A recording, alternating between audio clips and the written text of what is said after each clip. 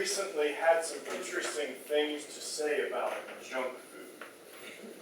What are your thoughts on junk food? Well, I don't really see a problem with it. I grew up eating junk food, Snicker bars and Cokes and everything here at school, at lunch, and I guess I turned out okay. You know, I think kids are old enough to decide what they should eat, and they're going to eat what they're going to eat anyway. So what's the difference? Why should we ban junk food sales in schools? Because it doesn't serve any purpose. They're going to be smuggling them in or whatever. They're going to do whatever they can to eat junk. So, and you know, and also it provides a source of income for the schools. Some of these big schools make thousands of dollars profit. They can convert into, like, you know, useful functions with all this proceeds that go from it. So I don't see a problem with it. I think kids will just be fine with eating sugar all day long.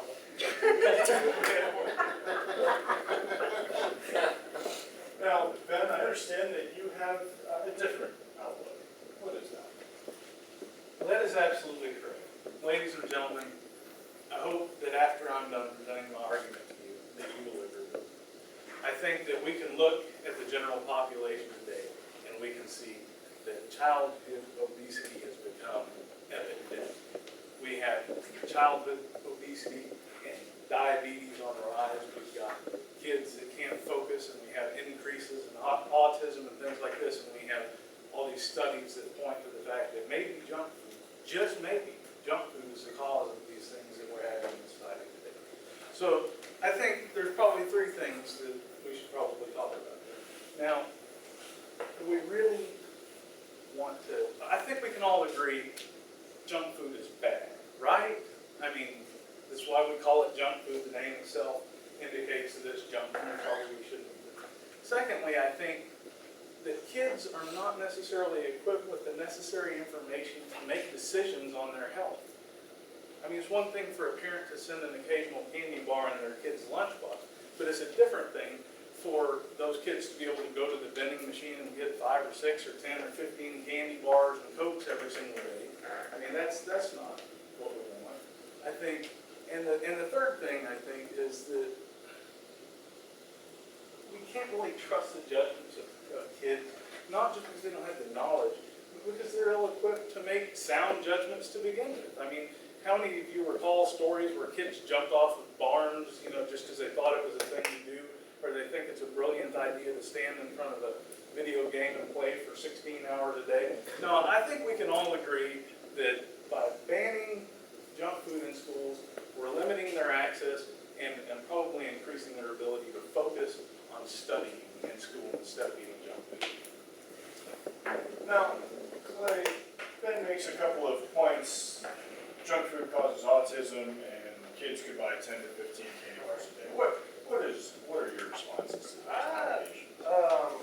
I really don't think junk food is the source of all those problems. My grandparents and back before that, they ate as much junk. They had sugar and lard and everything. And they never, back then, nobody ever got fat back then. So I don't know what's going on now.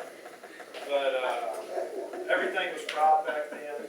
But anyway, so, and also I think kids, you know, I don't think you should withhold what kids should do. I think kids should learn, if they'll learn that 15 Cokes a day is good or bad, so we shouldn't let them, you know, they're learning for them.